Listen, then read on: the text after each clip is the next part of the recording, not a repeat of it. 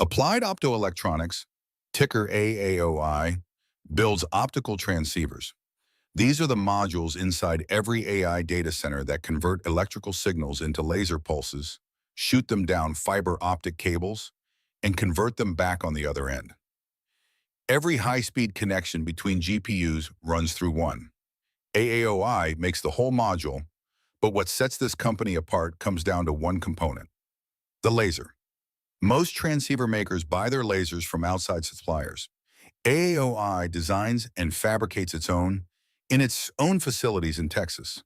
Inside each transceiver, there are three critical chips. A DSP, a digital signal processor, handles encoding and signal cleanup. A TIA, a transimpedance amplifier, manages the receiving side. And a laser generates the photons that carry data across fiber. AAOI buys the DSP and TIA externally. The laser, it makes itself. Q2 2026 was the company's fifth consecutive quarter of record revenue, $192 million, up 86% from a year ago. Data center revenue crossed $100 million for the first time. Non-GAAP earnings hit 6 cents per share, the first profitable quarter in years. The numbers underneath tell you where the momentum is coming from. 400G transceivers brought in $48 million, 4 times last year. 800G hit close to $13 million, 10 times year over year, more than double the previous quarter. And then there's 1.6T, the fastest transceiver module in production today. AAOI holds over $200 million in 1.6T purchase orders. CEO Thompson Lin told analysts the company is weeks away from completing certification with a major hyperscale customer, making AAOI their fourth qualified 1.6T supplier. He expects Q4 1.6T revenue alone to exceed $70 million and said on the call that he wouldn't be surprised if it doubled again in Q1. Q3 guidance came in at $255 to $290 million. Full-year target, roughly $1.1 billion. To fill those orders, AAOI is scaling at a pace that's hard to overstate. Monthly production capacity sat around 100,000 units at the start of the year. It's at 200,000 now. By December, the target is 650,000. By the end of next year, 930,000. Manufacturing space has gone from 65,000 square feet to over 1.6 million in the 12 months.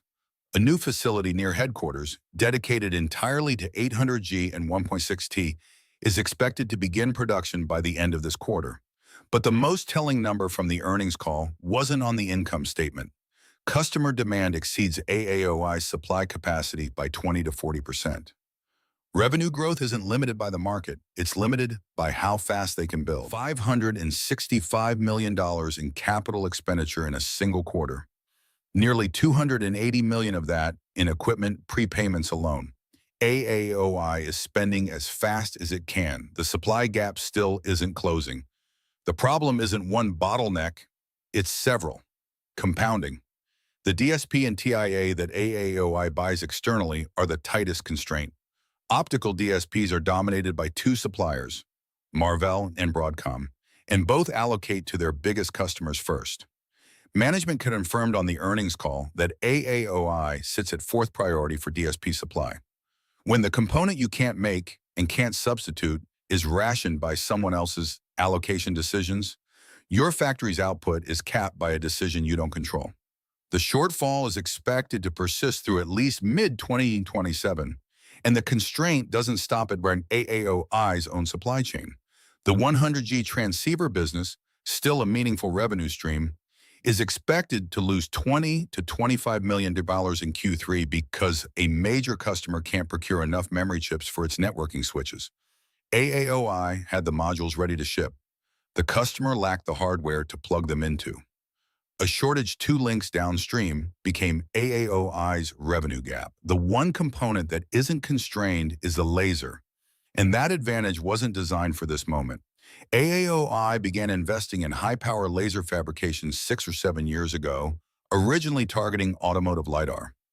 That market never scaled, but the manufacturing capability it built, growing indium phosphide crystals, fabricating laser chips at high power densities with tight wavelength control, turned out to be exactly what AI optical networks now demand.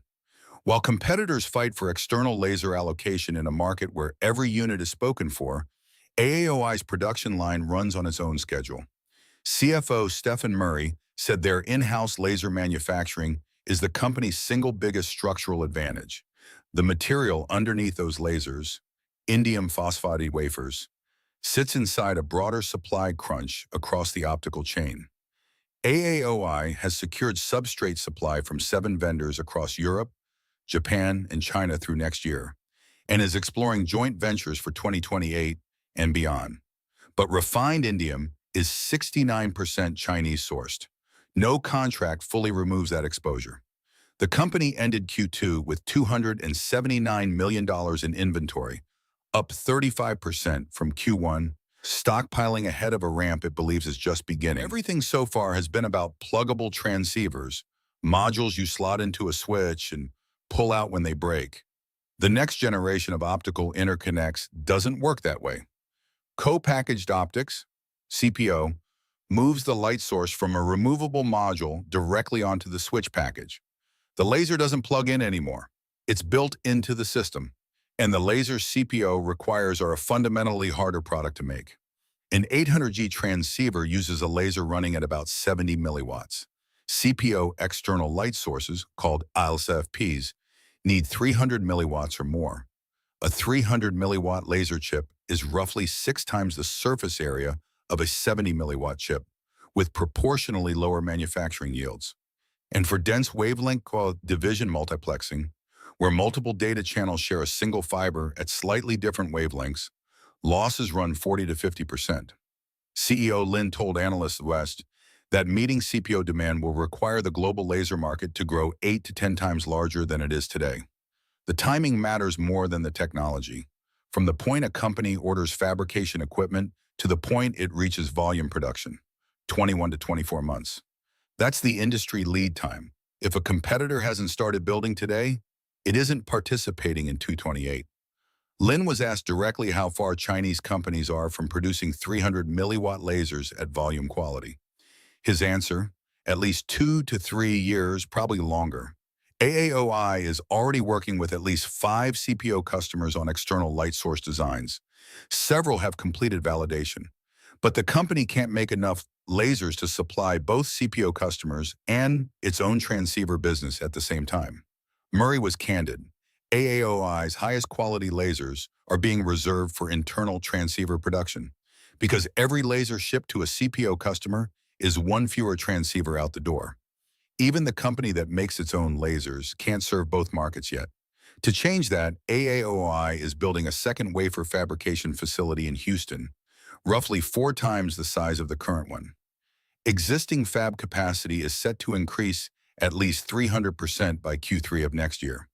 ELSFP module margins, once volume begins, are projected above 50%.